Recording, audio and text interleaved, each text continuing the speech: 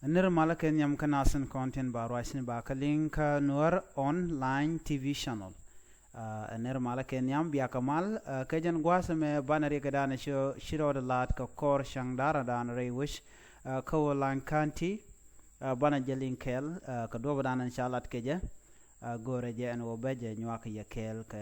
rikten kon churian lat.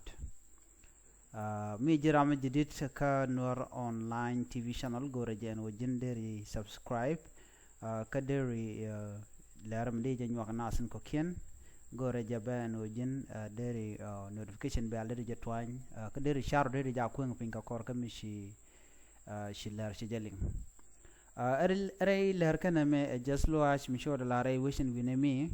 jen banyo ka ya keloni ka do badan en shalat ke je en wo chiriak ma to ko je re wish ko lang regen ci to re wish ko lang an wale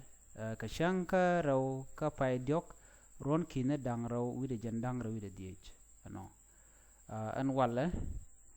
regen ma choda la re wishin winemi shaladi nene shaladi no te karami chiranak ramamo nega jare wish ko lang ramen chanak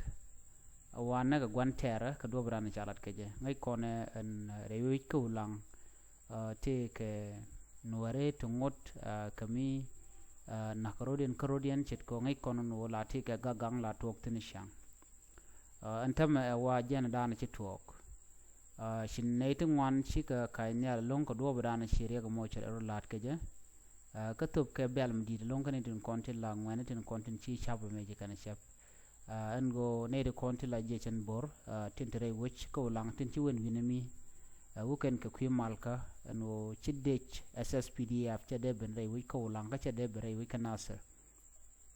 ajen dan wo ka ken winami shalet chi de ken tere ken tin kam ken de ken kapal shirka mangai kona gwan wona la tok en kam nuari karodian chagwa duno mi chete gareng mi chito la kan chenken dia la kontin jegin jito kam ken kan kapal be ken gwi ni kel la rek andana de gwi nuar de janak shala no ri ga mo ri mi chito gre wucin binami ko shingwene toto chete garam kel mi chira nak radian kan naga na nuar mi chet keja alo ri ga me to kan ngene nuar name toga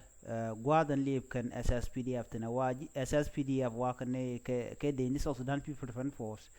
atikan da doblo bekan ka wulang na mo jen gwadan to rikten ko ngane tiga nyurka lo lip kan de ni tela de ni agwelek force kan de ni SSPDF tin kontin nonke akir ma yadit ko de kan wore wi ka wulang en mo chere ga mo che jenong an wale men cha kulat gwasa me ka kwire ga men ci to ga ramadanan cha la do shiran che nak shirmi cha la do cha ja ya ka aider cha ja kep ne de kon lang mane kon wi tong mi tini tu ngwan ti dit te keten te ngwan te keten jen wang no er karware te ten mite ga ram chire gula don gwada mi de yi ka pan ko ngoden kon nyu da gwan wo shariek che jalat chala do shinat shikarin palpin ka do brana chalat keje alo tele kor mi shiwa woni am ramadanan chiri malat waje ramadanan cha ladno cha je kep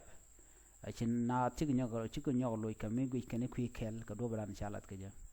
chinar palpin godan ga changdar man chiri mo to jen go dong chi pinje te walwal ndo chi jejen bor chere mo cha je kaptek cha rod mo cha jalat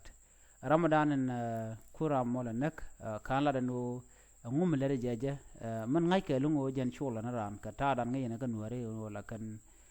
rik ken ti chi konto wala kan ga yatim kan ma shi gwan mo gwa ko mun chora lat shi changa gwa da ko ware yalan konti linga na men go en kan ware che gwa an wode karodian lele wiam na karodian mite gare ngui kan de kan chwa gwi ne ga kelmo chirari de chiran je lele wiya choten kon gan war mu yen je ko ke jun waru je ga radino wen je ko te ka dung war mo gori ne biya tukel chide lo be no dong banari no dak bana lo nyen ke banar nak na mo che chong du no re ga ma chora la ran wala re wich ko lang ka do brana chalat ke je du no cha ja kap chong ke chmal che ben nyok ke charam danen chire ga ma chelat cha ja kap chalan je no jen charan che jenak ka do bran chalat ke je mara dien gwas me milat kon me le rod me kam jejen bor ken kuma kirma yadi ta wangode kan dor kan no kel dio jete roin ligen kan go dong isha ka palwe ken SSPDF kare yi ro kan ka baburi mane tin jene wa baburi ken chika kok da dop ala shika kok gwada dana na men jen ga den lo de kan kula wa ka re wi kanasel wa chika kok tin no mo mishala ta ken ka do branan cha non ka jam no an gwada mo ngai kono no pan ka tiang no ngai kono no shingwani chika nyen pan ka tiang ka jen de SSPDF no ko kormo mi chorolat an kormo ka do bran chorolat ke je wa chu jeni chu robar no ka chu ngwani chu kan ka nyong ma pel kan ka ngwani men gor kan longo de ne de ka lo jogo je nan gor kan chicken gor de ko ma beka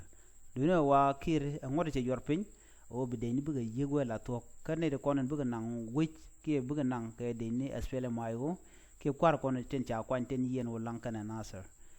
na me je nan gode nya ye kel mite michi tuok be je nong ye duno na me je le dan chiro tok tong mien wo che te garam kel kan wore michi rara den che jenak re wi ko lang ka kwi teren kon ten de kam no wore ka de ti chi ka to go chen wore chi kan de ko melet kana to ti da gwanon go ram chuan winimi we ko nge je no ler nin wore ka che de lo goro ben wor ba ga lo khot ko ne me kunin tama dong de tuk duel we charana nak de ko da to ko na mo shi mo gwa na mu na la na ko loikel ba rul mo gwa ba je yorpin anono ko bari ga dan le ro ba chu tuk aje na go de nywa ye kelen o chire ko chor la dan biata kamal bye bye